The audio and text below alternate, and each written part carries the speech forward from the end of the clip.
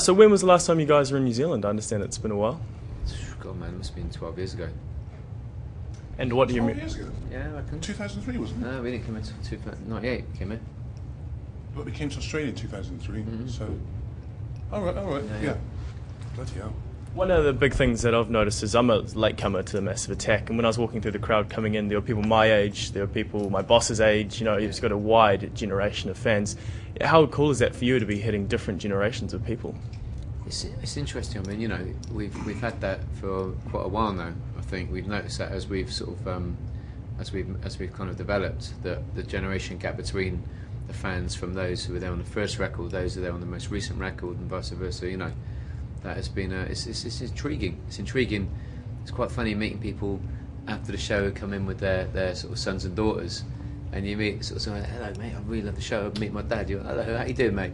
And so you're getting that kind of thing. I guess if it appeals across the spectrum, and it has a sense that it doesn't feel that it's generationally rooted in a time or a place, then that is really the most you can ask for, because you don't want to be in a group where you're watching people sort of just of the same generation as you or older follow you, and there's no change. You want to see new people as well as people who've followed the things you're doing. That's I mean, that is, otherwise there's no point in doing this. You might as well give up on the first record, and go, that was that, bang. I've actually met some people and backstage, and like G was saying, these youngsters, and we've backstage to them 18. You're obviously too young to be at a Massive Attack concert, and the reply I've got is, "What are you on about, mate? We were made to Massive Attack," which is quite a fun anecdote, really. The video clip to Teardrop never sounded more resonant, I guess, when you hear something like that. Absolutely, man. Or the video clip to Paradise Circus showing you how it's all done. Yeah, I pushed to get that into the story, but just no dice. So I'm talking. Why not?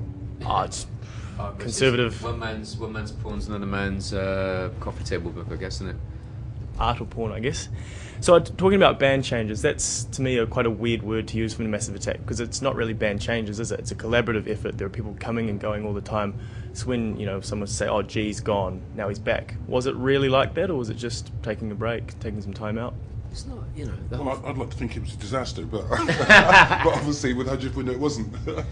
Listen, man, like, as you pointed out, it's always been ambiguous, and I think when we started doing what we were doing as a sound system, it was always that way. It was meant to be people come and go and things change, no solid shape to it.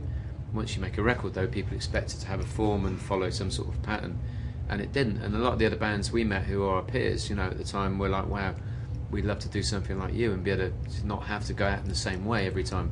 And I guess the most obvious example is Damon Albarn, who's obviously a collaborator on this record, who, when we met him back in the mid-90s, was pretty much the opposite of what you expected as a person who was probably the joint king of Britpop at the time, along with sort of the Gallaghers. You know what I'm saying? He was very much into sort of like soul, hip hop, and ska and reggae and African music, and he had a total understanding of what we were doing. And looking at what he's doing now with Gorillaz, you can see how that and Uncle and other bands that have followed a sort of like not a similar path, but taken a path away from the convention, have looked at how you don't have to sort of like make music the same way. And I think for us, going back from the Beatles as kids and bands like The Clash, where they'd have different people come and do different things on the record, different vocalists would take sort of different songs. It was never about 3 or 4 people, one lead singer, following a kind of almost a routine that would last for 20 years. It has the ability to sort of change, and I think that's what makes music interesting. If you're a band, why would you want to sort of follow the same sort of pattern, Exactly, and I want to talk about a guy called Tunde Adebimpe, who's just a huge sort of influence to me. What was it like working with him, one of the inspirational guys of music in 2009 and before that?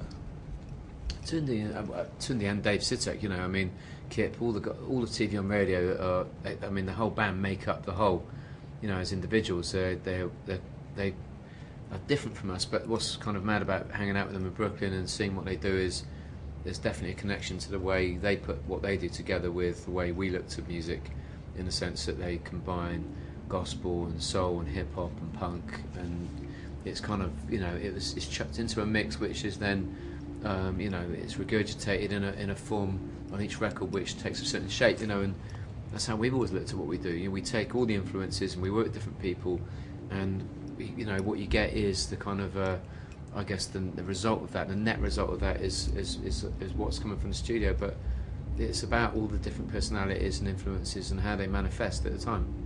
And talking about your live show now, what's different from when you were last here in 1998 and what you're going to play tonight? So well, mate, carry on. Well, you know, it's very different, I guess, but sort of having the kind of full history of the 2003 gig as well. I mean, when we started out, you know, being a sound system, it was very much an oral thing, and we tried to capture that again and go on tour with that, but people were never going to get what we were doing back in those days and understand the environment we came from and the visual sort of need to be in Bristol at the time or in London or these places that were doing warehouse parties. And I think after Mezzanine, where we kind of sort of suddenly became a live band, where we had this album which was a lot I guess had more of a sort of an effect in a live way than it maybe did on record, and we sort of evolved with that. We think when we got to 100th Window, there was something for me particularly being very visual missing, in the sense that all the things we'd done visually with the video directors, with the artwork, was not being kind of like captured on stage. It wasn't being discussed. The politics we've dealt with and been involved with weren't being used, and the new show, or the show that's evolved from 100th Window onwards, has a kind of captures. It's a screen grab of all that. It's what we're all about. It's the music, it's the ideas behind the music, it's the things around us at the time, whether it's the politics, the newspapers, the trivia, the seriousness. Everything is captured in a sort of like a more, I wouldn't say cinematic display, but something which is a little bit more us and more honest, maybe, you know. Cool, and I think I'll just sort of, last topic of conversation, the politics. What is it? Is it different now than it was 20 years ago? You know, are you still fighting your causes, or are you sort of... Politics will always be politics, and you know, with us it's always a case of just being politically aware, rather than a case of sort of you know, shoving, you know, the whole ethic of politics down your throat, really, to a certain extent. So, you know, what we portray when we're doing it live is the case of just being, you know, fundamentally aware of what's going on around you, and, you know, like Dean was saying, the information that we put out on the screen works from the trivial to, you know, the real serious. You know, and there's sort of thought-provoking, you know, subjects that people, you know, not everybody, but, you know, most people should be aware of, you know. Yeah, cool.